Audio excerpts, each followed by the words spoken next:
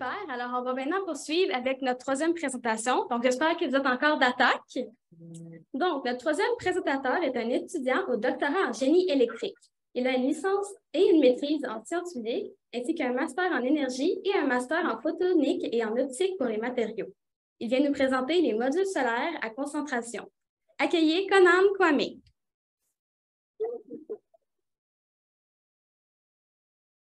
Je peux le monter. Faut le monter, là. Ouais, moi je suis très petite. OK, donc salut tout le monde. Je m'appelle Conan et on va faire un peu comme en classe. C'est vrai qu'on est autour de la bière, mais voilà, donc je vais solliciter très souvent votre participation là par des petites questions. Et donc, on va commencer par la première question là. Qui parmi vous peut me dire c'est quoi ce qu'on a sur cette image et puis à quoi est-ce que ça sert?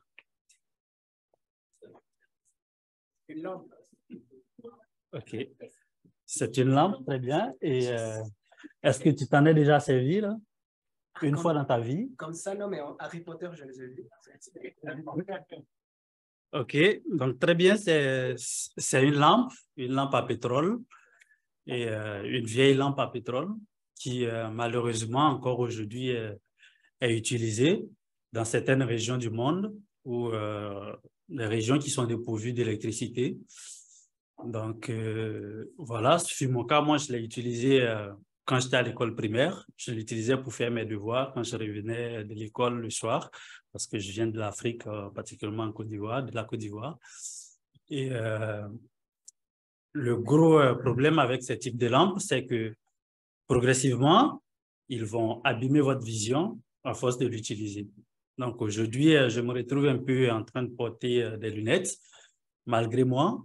Et c'est justement parce que j'ai utilisé ce genre de lampes quand j'étais à l'école primaire. Et ma situation n'est pas la plus triste là, parce que moi encore, j'avais un peu de moyens là pour me payer le pétrole, pour alimenter cette lampe et faire les études, faire mes devoirs. Mais beaucoup de monde aussi n'arrive pas, n'est-ce pas, même à s'acheter du pétrole pour alimenter la lampe pour faire le devoir. Donc, la conséquence directe, c'est qu'ils n'ont pas la chance de faire de bonnes études, donc ils ne peuvent pas faire le devoir, donc des scolarisations directes. Donc, ça, c'est ce qui m'a motivé dans le cadre de mes études là, à vraiment m'investir et à développer de nouvelles formes d'énergie qui vont, n'est-ce pas, permettre de recouvrir toutes ces zones-là d'électricité, donc des énergies qui sont abondantes et qui sont à moindre coût et faciles à implémenter. Alors, donc, dans la quête de cet objectif-là, je me suis posé la question de savoir c'est quoi la source d'énergie la plus disponible dans le monde. Donc, si vous posez la question comme ça, d'essayer de répondre à cette question, c'est quoi la source d'énergie d'après vous qui est la plus disponible dans le monde? C'est quoi? Le soleil. OK, très bonne réponse. Donc, vous avez la réponse sur ce slide. Donc, vous voyez des petits ronds là et puis un grand rond. Donc, les ronds représentent les différentes sources qui existent. Et puis, la taille du rond, évidemment, décrit la taille de la disponibilité de la source d'énergie. Donc, ici, on a le pétrole, on a aussi le gaz naturel, on a l'uranium et on a les énergies qui sont dites renouvelables. Donc, on a le soleil, le vent et l'hydro qui est beaucoup utilisé au Québec. Je m'attendais à ce que quelqu'un me sorte l'hydro, là, mais ouais. Donc, comme on peut le voir là, avec la taille du solaire, donc le soleil, c'est vraiment la source d'énergie la plus disponible au monde. Donc, vous l'aurez bien compris, j'ai décidé de me spécialiser dans l'énergie solaire. Donc, voilà, pour ceux qui ne sont pas familiarisés un peu à l'énergie solaire, ça ressemble à ça. Vous pouvez voir ça à l'université de Sherbrooke. Mais ce panneau-là, typiquement, c'est celui qui existe au 3IT, l'Institut de recherche dans lequel je fais mes travaux de thèse. Donc, dans la suite, on va bien évidemment parler d'énergie solaire. Donc, c'est quoi l'énergie solaire? Donc, on va utiliser un matériau qui est désolé, je ne suis pas habitué au micro, là. Donc, on va utiliser un matériau qu'on appelle semi-conducteur. Donc, généralement, c'est du silicium qui est fait à base de sable.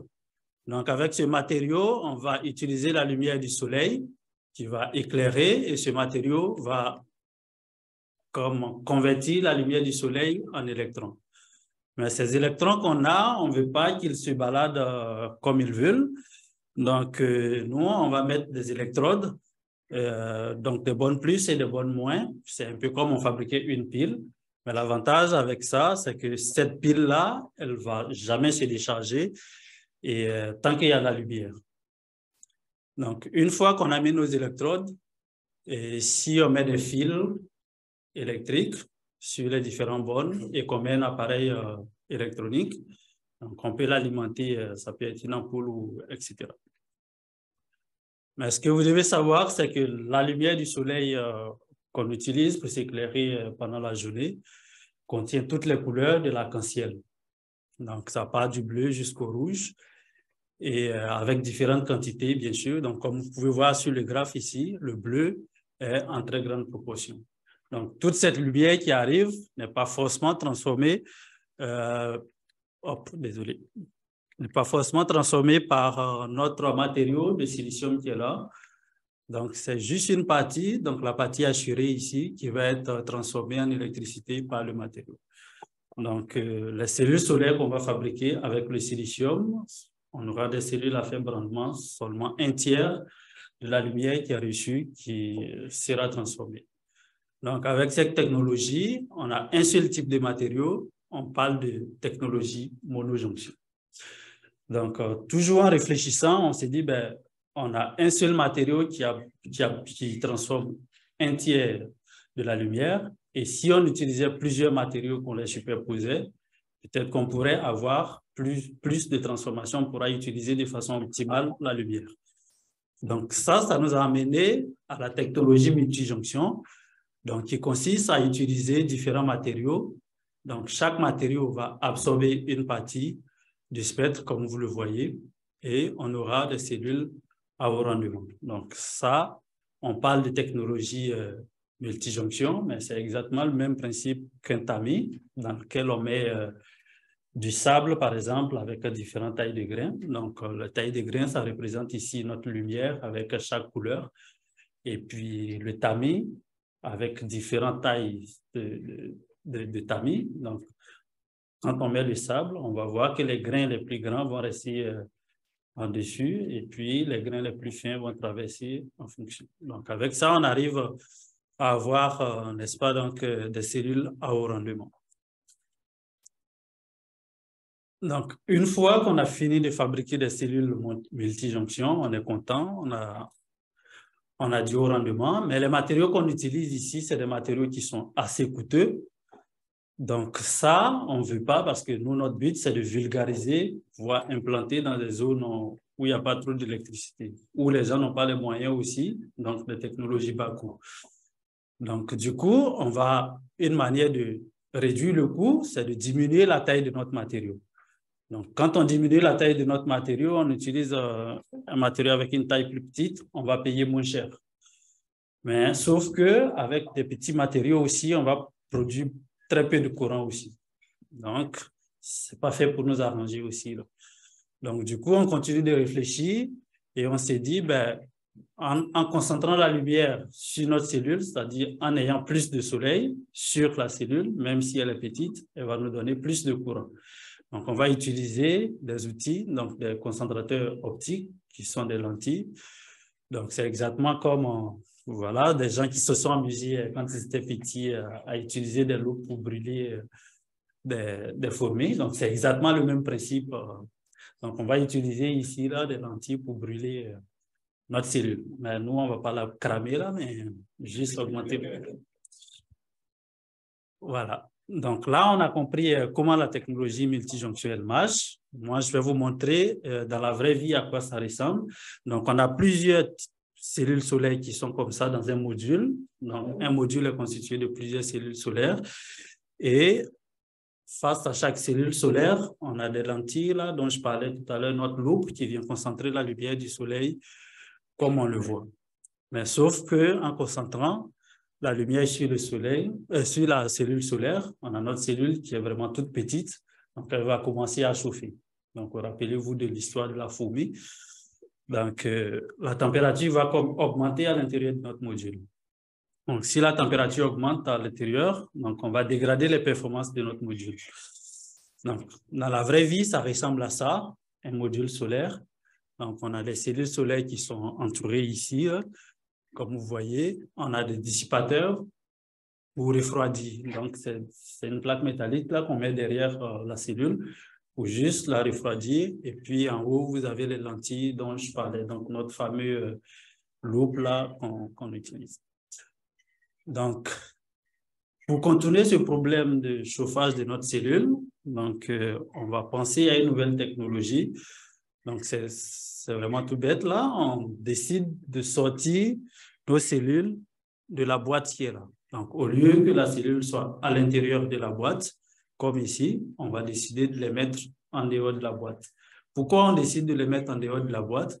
Parce qu'on profite non seulement du dissipateur qui est là, mais de l'air ambiant ici qui va permettre de refroidir les cellules. Donc, si vous avez compris ça, ben vous avez compris pratiquement tout sur la technologie solaire. Et puis, ça paraît simple là, mais voilà, ça a pris 3 ans de développement, tout ça. Et grâce à cette technologie-là, par exemple, à long terme, on pourra vulgariser l'énergie solaire et puis permettre de pouvoir les endroits reculés du monde dépourvus d'électricité en électricité pour vraiment sortir les populations des conditions précaires dans lesquelles ils sont. Voilà. Donc, si vous avez des questions, je suis à votre disposition pour vous répondre.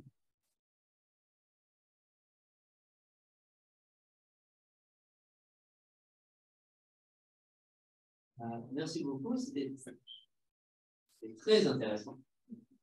Merci. 2 questions. Oui. Une sur les monojonctions et une sur les multijonctions. OK. Est-ce que tu sais si à l'état de l'art, on s'approche des... la raccrocher?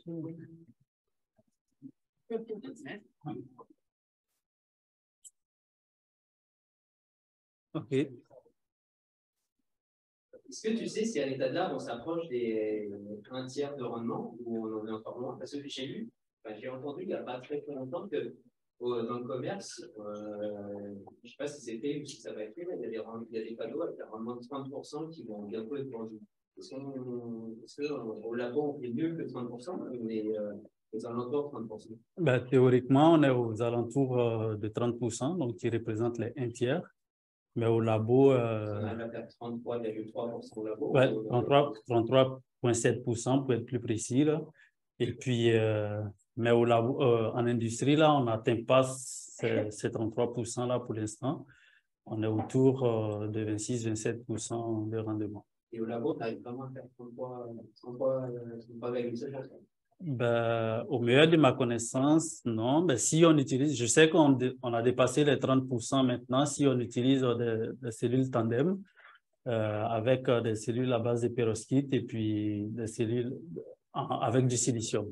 Donc, les cellules tandem, on arrive à dépasser les 30%, mais uniquement le silicium, on n'est pas encore rendu à ces rendements. Et deuxième question, et le meilleur rendement que j'obtiens avec les multijonctions à l'état de l'art, tu sais c'est quoi? Oui, ben, on est autour de 47% pour les cellules multijonctions, donc les cellules à base de 6 jonctions, donc on est autour de 47%. Merci beaucoup. Ben, de rien.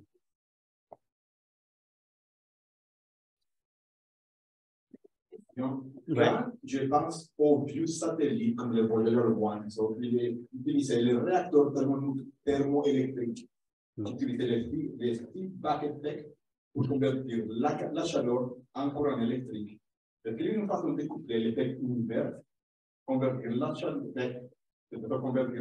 del soleil en courant électrique, donc c'est un couplet à la capture de la lumière. Bah, nous, on fait du photovoltaïque classique, là, mais ce dont vous parlez, là, il y a des gens qui étudient ça. Donc, on parle de thermophotovoltaïque. Donc, transformer la chaleur en électricité. Moi, je n'ai pas beaucoup de connaissances, une grande vision de cette approche-là, mais ça existe, le fait d'utiliser la chaleur pour produire de l'électricité en photovoltaïque aussi.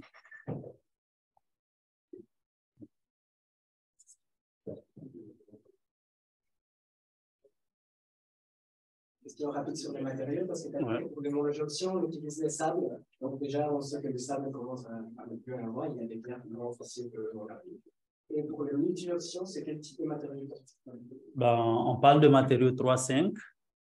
Donc, c'est de l'INGAS, donc l'indium, gallium, comment? Est-ce que c'est prévu qu'on pourrait produire ça en masse et que ce serait bon par rapport à ce qu'on a dans le monde? Quoi ça? Désolé, je n'ai pas compris. Produire en masse avec ces trois matériaux? Ben, ça dépend des différentes réserves qu'on a là. Donc, c'est sûr que ça ne peut pas être comme le sable parce que c'est des matériaux qui vont plus ou moins finir aussi. Donc, et puis, la technologie qui est derrière pour la transformation, comment faire pour faire les multijonctions, les superposer les matériaux, on parle d'épitaxie et tout ça. Donc, c'est des technologies qui sont complexes à implémenter et puis qui sont coûteuses. Donc, ouais. Mais après, si tu veux, c'est coûteux, mais une manière aussi de réduire le coût, là, c'est d'augmenter le rendement. Donc, plus tu vas avoir un meilleur rendement, plus tu vas réduire ton coût parce que tu produis beaucoup plus d'électricité. Donc, c'est ça. Donc, nous, on travaille plutôt à améliorer les performances de notre cellule solaire ou de notre module, juste pour, voilà, pour amortir un peu le coût de la technologie. Merci. De rien. Donc, merci pour les questions, puis on peut le tester pour savoir comment on va.